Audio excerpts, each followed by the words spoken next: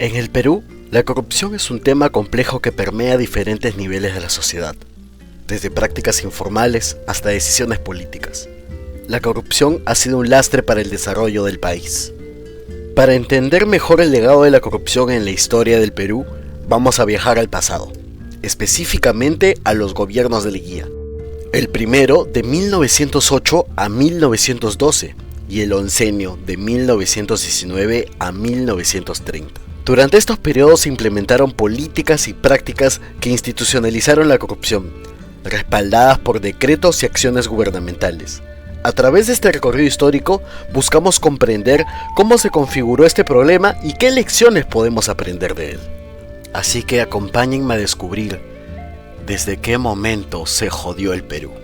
Alfonso Quirós, conocido crítico del oncenio de Leguía y autor de la obra La historia de la corrupción en el Perú, menciona que dado a que las insurrecciones de 1908 y 1909 casi le costaron a Leguía la presidencia y la vida, estos sucesos lo llevaron a endurecer su régimen y a seguir metas autoritarias, no solo en los restantes años de su primer gobierno, de 1908 a 1912, sino también sus 11 años de dictadura, de 1919 a 1930, también conocido como el oncenio de Leguía.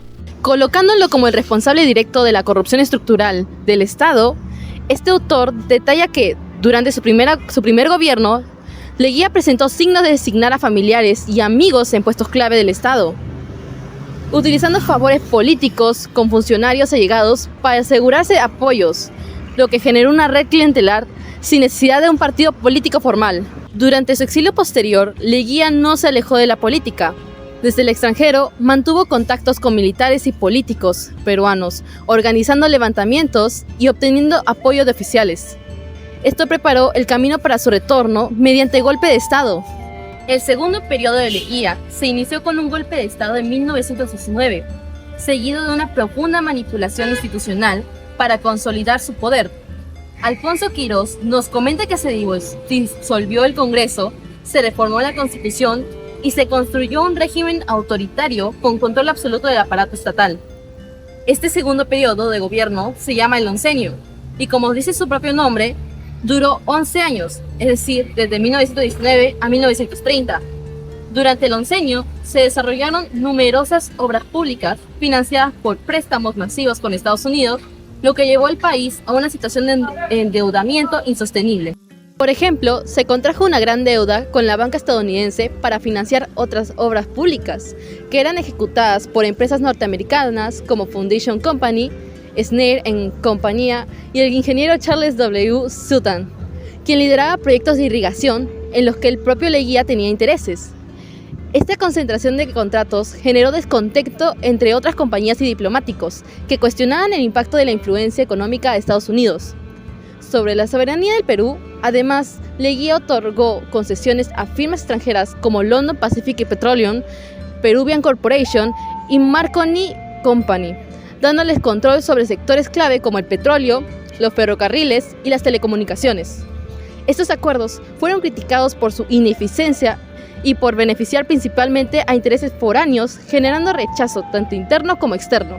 Un caso emblemático fue el de su hijo Leguía Swain, quien utilizó su posición en las Fuerzas Armadas para enriquecerse mediante comisiones en compras de armamento y aviones con empresas extranjeras. Esto deterioró la institucionalidad militar y fomentó la corrupción interna. Paralelamente, el derroche alcanzó niveles escandalosos, como se vio en las celebraciones del centenario de 1921, cuando, pese a las crisis económicas, se gastaron enormes sumas en monumentos, edificios y regalos diplomáticos, como el exegio valorizado en 45.000 libras a la embajada española. Finalmente, Leguía utilizó métodos escandalosos para asegurar su reelección, manipulando las reglas electorales y parlamentarias para perpetuarse en el poder durante todo este periodo de 11 años. Este autoritarismo terminó por desgastar su legitimidad y contribuyó a su caída en 1930. Por esto, Quirós tiende a reforzar la idea del oncenio como un periodo oscuro de corrupción institucionalizada, mencionando las crecientes evidencias de una extensa corrupción en el gobierno de Leguía que se ignoraron o justificaron. Complementando lo dicho por Quirós, vamos a acudir a la obra monumental de Jorge Basadre, Historia de la República del Perú, la cual analiza su gobierno haciendo hincapié en la dictadura, más conocida como el nacionalismo de Leguía. A diferencia de Quirós, José Basadre no presenta a Leguía como un villano desde el principio, sino como político de transición en un puente entre el civismo clásico y las nuevas tendencias modernizadoras. Del primer gobierno rescata logros administrativos, económicos, intento de modernización del Estado y también las obras públicas, sin dejar de lado las obvias limitaciones del régimen. La dependencia de los civilistas y la falta de un verdadero proyecto nacional. También se puede decir que gobernaba con margen estrecho, respondiendo a los intereses del partido civil y de los grupos económicos. Por ende, en medio de los proyectos de modernización, caían en un vacío por falta de un plan de desarrollo integral. El segundo gobierno de Leguía es analizado por Basadre desde un punto integral y matizado. No condena a Leguía de manera tajante, pero tampoco lo absuelve resaltando su autoritarismo. Destaca el impulso modernizador, la expansión de obras públicas, la urbanización de Lima y los préstamos externos que financiaron carreteras, edificios y escuelas. Reconoce la renovación simbólica, especialmente en el centenario de independencia en 1921, que fortaleció la identidad nacional. También señala el intento de integrar a sectores medios y populares en la política, aunque siempre bajo el control del régimen. La corrupción y el enriquecimiento personal fue claro y quedaba en evidencia al rodearse de grupos empresarios involucrados al capital extranjero, abriendo así favoritismos y contratos poco transparentes. Otro punto que resalta Basadre es el debilitamiento de la institucionalidad democrática como consecuencia de lo antes mencionado, y sumándole la reforma a la Constitución de 1920, permitiendo la reelección indefinida y anulando la alternancia de poder. El Congreso quedó sometido y manipulado, reduciendo la democracia a una fachada, pues toda la institucionalidad quedó subordinada al caudillo y a su red de favores políticos. Ahora, comparando las fuentes, por un lado tenemos a Jorge Basadre, que habla del gobierno de Leguía como autoritario y centralizado, dando a entender que también hubo modernización y varios cambios positivos en el Perú. Sin embargo, no oculta el hecho de que hubo corrupción. En cambio, Alfonso Quirós va directamente al grano.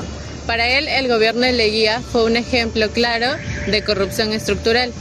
Más que modernizador, él lo vio como un facilitador para los intereses privados, utilizando el capital extranjero que solamente benefició a la élite política y empresarial. Quirós expone nombres, contratos y cómo se repartió el poder como si fuera un botín. A pesar de sus diferencias, ambos autores coinciden en algo fundamental.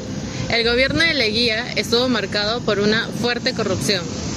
La diferencia está en cómo lo interpretan. Basadre lo ve como un régimen autoritario, casi dictatorial, que con todos sus defectos dejó avances materiales importantes. En cambio, Quirós lo denuncia como un sistema corrupto que usó el poder para enriquecerse y consolidar redes clientelares. Dos miradas distintas, pero que juntas permiten entender mejor este capítulo tan complejo de la historia peruana, donde el poder, la modernización y la corrupción se entrelazan de forma inseparable.